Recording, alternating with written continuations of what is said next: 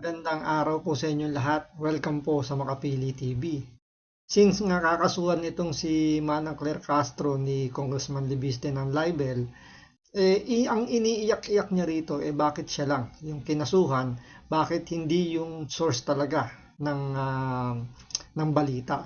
Kasi ba, kung inyong maalala ang unang naglabas niyan si Boying Remulla na sinasabi nga niya na nagbenta nga daw di umano ng prangkisa itong si Congressman Libiste.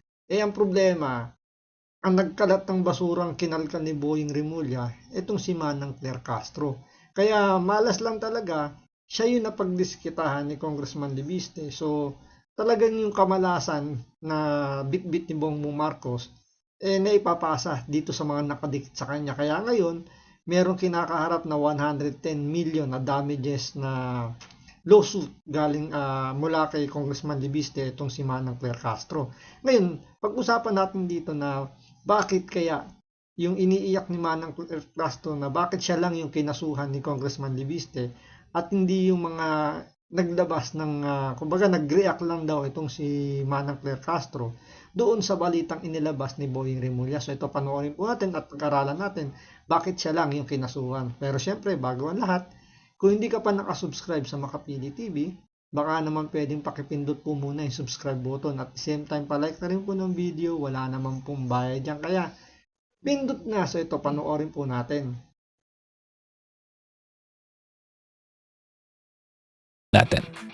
Ay belus ang mga pahayag laban sa kanya ni Castro. Nagsampa po ako ng libel case kay Yusek Claire Castro para sa 110 million pesos in damages plus attorney's fees. Ito po ay civil case at hindi criminal case dahil hindi ko naman po nais na masaktan si Yusek Claire Castro. Nais ko lang pong depensahan ang pangalan ko dahil sa kanyang pagpapakalat ng fake news tungkol sa akin. Nais ko din pong linawin na hindi po natin kalaban ang administrasyon at si Yusek Claire Castro lang po ang ating kinasuhan. Pero dahil ayaw natin masaktan si Yusek Claire Castro, 110 million pesos in damages na lang po ang sinampahan po natin sa kanya at ayaw natin siyang makulong pa. Muling itinanggi ni Libiste. Mabait pa rin ito si Congressman Libiste, no? Kasi normally yung mga nagpapile ng kaso, especially pag ganyang libel, cyber libel, ang gustong mangyari nung nagsampa ng kaso, makulong yung kinakasuhan niya. Pero dito, ang hinihingi niya lang dito ni Congressman Libiste, damages lang. Pero medyo masakit pa rin yun kasi 110 million. Halimbawa, kung ang total asset na ni Manang Claire Castro nasa 200 million. So, halos kalahati ng kanyang kabuhayan may babayad niya, mawawala, di ba? So, yung nagsasabi naman na malaki naman daw yung budget ng PCO, baka pwede naman daw sila yung mag-shoulder ng pambayad kay Manang Claire Castro. Ang problema, may karakter itong si Bongbong Marcos na nilalaglag niya yung mga wala nang silbi sa kanya. Tulad ni VP Sara, di ba? Nilaglag niya dahil nakuha niya na yung gusto niya, naging presidente na siya. So, pwede rin yun ang kasapitan nito ni Manang Claire Castro. Baka ilaglag siya ni Bongbong Marcos. Siya lang ang mag-shoulder ng 110 million. So, yung kamalasan talaga, mukhang siya yung unang makakatanggap. Kasi yung sinasabi ng ibang political analyst, yung mga didikit sa kanya sa eleksyon, yun yung mga tatanggap ng kamalasan ni Bongbong Marcos. Pero dito, mukhang si Manang Claire Castro yung unang tatanggap. Dahil pag siya inilaglag nito ni Bongbong Marcos, sabi nga dun sa post ni Attorney Trixie dun sa Luminous, atay niya lang yung walang atay ba o appendix lang daw yung walang latay. So ganyan yung mararamdaman ni Manang Claire Castro kasi malaki tong 110 million. Itinanggi ni Libiste na ibinenta niya sa Meralco ang kumpanya na may prangkisa, gaya ng pinapalabas ni Castro sa vlog nito. Sinabi rin anya ni Castro na nagkapera siya sa pagbebenta ng prangkisa sa Meralco. Ang kumpanyang may prangkisa ay Solar para sa Bayan Corporation. Ang kumpanyang binenta ko sa Meralco ay SP New Energy Corporation. At ang nababanggit, kung hindi pa ako nagkakamali, sa mga pahayag ng DOE, ang SP New Energy Corporation. Ang pinaka masamang consequence nito ay baka mag-isip na ang mga investor lalo na mga dayuhan, na hindi naman kailangan mag-invest sa Pilipinas. Bakit pa ako mag-invest sa bansang ito kung maaari akong maging content ng vlog ng USEC? Kaya ito po ay actually magbibigay ng chilling effect para sa mga investor sa power sector at ng mga foreign investors. Sa pangangatwiran naman ni Castro na inamin ni Leviste na hindi na siya ang may-ari ng solar para sa bayan dahil nag-divest na siya ng kanyang shares, ito ang tugon ng kongresista. Sumagot na lang si Yusek Claire Castro sa korte dahil may kaso na po kami. Inamin naman ni Leviste kung bakit si Castro lang ang kinasuhan niya at hindi kasama si Ombudsman Crispin Remulla na unang naglabas ng issue sa franchise deal nito, gayon din si Energy Secretary Sharon Garin na nagpataw naman ng 24 billion pesos na multa sa kanya. Ang dalawa niya ay kaibigan ng kanyang ina na si Senator Loren Ligarda. Kung ano po masasabi ninyo doon sa statement ni... Okay, so I think it's very clear naman na. So, ang basis po dito ni Congressman Leviste talaga is because pinapalabas daw po ni Yusek Claire Castro na binenta niya yung company niya na may legislative franchise. Pero according to Kong Leviste, it turns out yung binenta niya is hindi po yung may franchise, kundi yung isa pa niyang company. And then yung next ko na lang din pong i-discuss is bakit nga ba hindi sinama sila Ombudsman Boying at si Secretary Sharon Garin sa kaso? Bakit si Yusek Claire? So, explain ko po lahat yan. Anyway po, for the first legal discussion natin, explain ko muna sa inyo kung ano ba talaga yung basics ng libel at kung ano yung mga libel provisions and cases na mag-a-apply po sa case na to considering congressman po si Congressman Leviste and USEC or public servant din po si Yusek Claire Castro. Okay?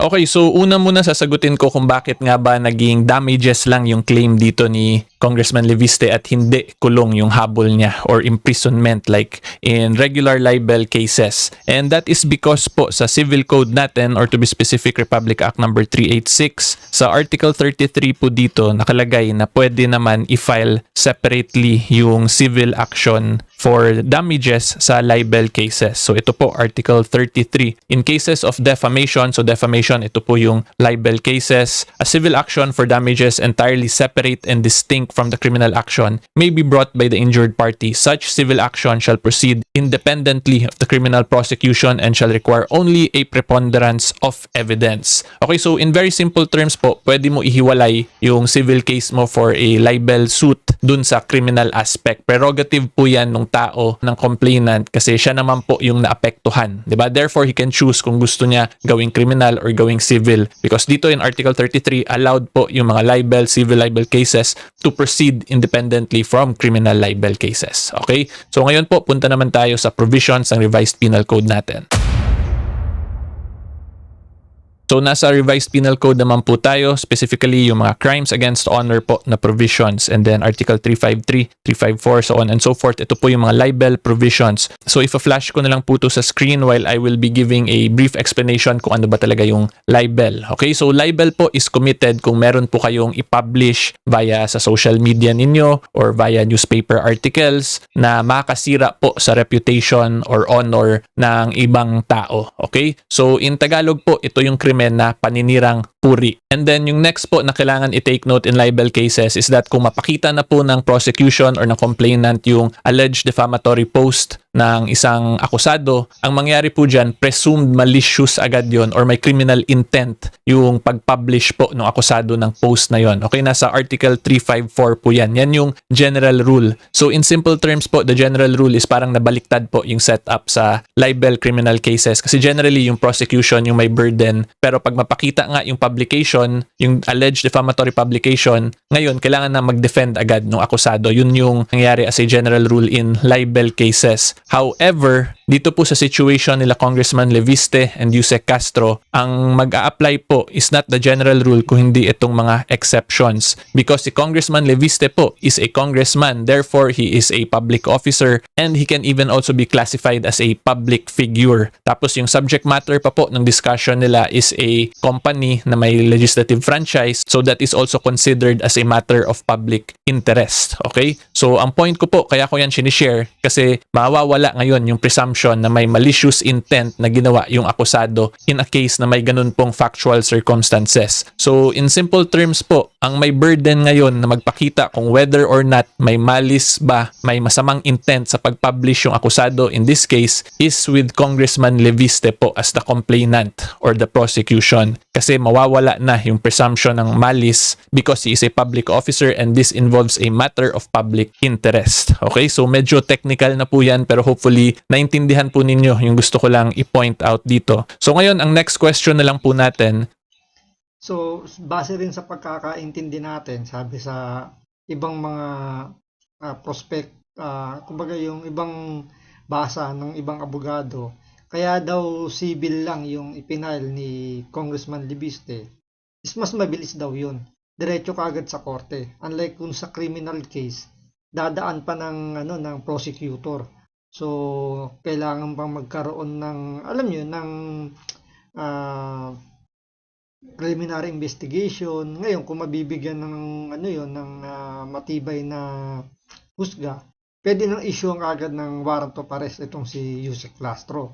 Ngayon, kung inaresto through warrant of arrest, siyempre ikukulong yan. Kaya yun yung iniwasan ni Congressman Leviste at medyo matagal yung proseso na yun. Unlike kasi sa civil, antimano nasa korte kagad at didinggin kagad yung reklamo ni Congressman Leviste.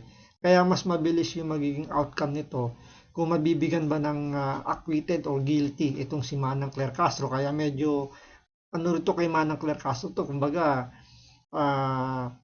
pag ito naging guilty kagad, pwede kagad siyang masipa sa pwesto niya dahil kumbaga pwedeng tanggalin kagad to ni Bongbong Marcos. So yung kamalasan talaga medyo nalalapit talaga kay Manang Claire Castro. Ngayon ito pag-uusapan naman natin dito yung bakit si Manang Claire Castro lang yung kinasuhan at hindi kasama si Boying Rimulya. Po natin, kung kailangan mapakita ng complainant or ni Kong Leviste yung actual malice ni Yusek Claire, ano yung guidelines naman po para mapakita niya yon? Okay? And for that po, titingnan lang natin itong Daquer versus People of the Philippines, a 2021 case po to. So unang-una i-clarify ko muna kasi baka magtaka kayo kasi People of the Philippines po yung nakalagay. Therefore, this is a criminal case, di ba? Pero ang kailangan po natin tandaan, kahit po civil libel ngayon yung final ni Congressman Leviste, ang basihan pa rin po ng korte niyan kung whether or not may libel ba talaga is the same elements po dun sa revised penal code as to what constitutes a defamatory or a libelous statement. Ang nagiging difference lang, iba yung evidentiary requirement. So mamaya po explain ko yung evidentiary requirement. Pero anyway po, going back, ang kailangan po ma-establish dito ni Congressman Leviste para mapakita po niyang may actual malice yung accused is ito po, itong knowledge that a defamatory statement was false or with reckless disregard as to its falsity. So yung first part, very straightforward naman, di ba? Kung alam niyang peke, tas sinabi pa rin po niya yon, then that can be considered as actual malice already. And then ito pong second part, ang ibig sabihin po nitong reckless disregard as to its falsity, the easiest way for me to explain this is akala po ng isang akusado na totoo yung sinasabi niya pero hindi niya na-verify ng maayos or hindi niya pinag-aralan talaga ng mabuti tapos sinabi pa rin or pinublish pa rin po niya yon. So in that situation po, titingnan yung overall personality, yung surrounding circumstances ng accused kung whether or not meron ba siyang opportunity sana to verify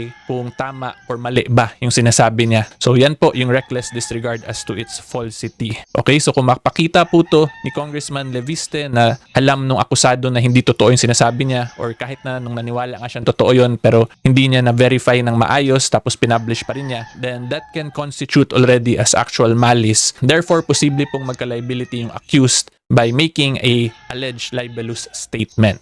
Okay, so hopefully klaro po yan. And then ngayon po, so medyo dun sa dalawang sinabi ni Attorney Neil, medyo mukhang may kalalagyan itong si Manang Claire Castro. Unang-una, hindi siya nag-research. Hindi niya man lang chinek kung totoo yung sinasabi ni Boying Rimulya. So naniwala na kagad siya dahil siyempre magkaalyado yung dalawa Bata ni Bongbong Marcos si Boying, bata rin siya ni Bongbong Marcos. So siguro inisip niya na totoo yung sinasabi ni Boying Rimulya. Kaso nakakuryente si Boying Rimulya, tumulo yung laway niya nung sinabi niya yan. Hindi nag-research si Manang Claire Castro. So, mukhang papasok talaga yung kaso na to. At medyo may kalalagyan yata si Manang Claire Castro. Kaya siguro nasabi ni Congressman Leviste na siguradong mananalo siya sa kaso laban dito kay Manang Claire.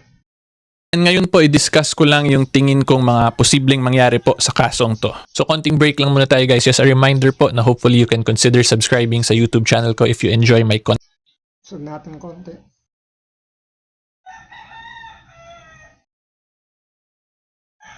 Yung kay Ombudsman Remulla or kay Secretary Sharon Garin, kaya niya rin nasabi yun. Ang pwede naman po maging counter dyan ni Congressman Leviste is that si Yusek Claire Castro is a lawyer, then she's also a public officer.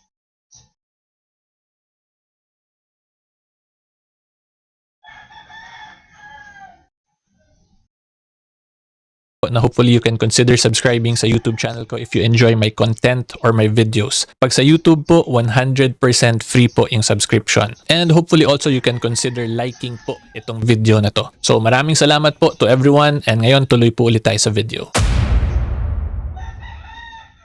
So sa tingin ko po, yung one of the main issues talaga na magbabanggaan dito is of course, ang ide-defend ni Yusek Claire dito is pinagbasihan lang niya from another person's statement like yung kay Ombudsman Remulla or kay Secretary Sharon Garin, kaya niya rin nasabi yun. Ang pwede naman po maging counter dyan ni Congressman Leviste is that si Yusek Claire Castro is a lawyer, then she's also a public officer, specifically as an undersecretary ng PCO. So she had the opportunity to verify kung whether or not tama ba yung sinabi ni Ombudsman Remulla. So yan po yung sa tingin ko lang pong posibleng magbanggaan talaga dito. Kasi hindi naman po si Yusek Claire Castro talaga yung pinaka-unang nagsabi nito. Nag-start po to kay Ombudsman Remulla and then kay DOE Secretary Sharon Garin and then siya. And like what we saw kanina dun po sa press con ni Congressman Leviste, di ba, in-explain niya na hindi po niya finailan sila Ombudsman Remulla at si Secretary Sharon Garin kasi kaibigan daw po ng nanay niya. So ang masasabi ko lang po dyan, at the end of the day po kasi, kung sino po yung aggrieved party o yung complainant, siya po yung may prerogative para pumili kung sino yung kakasuhan niya.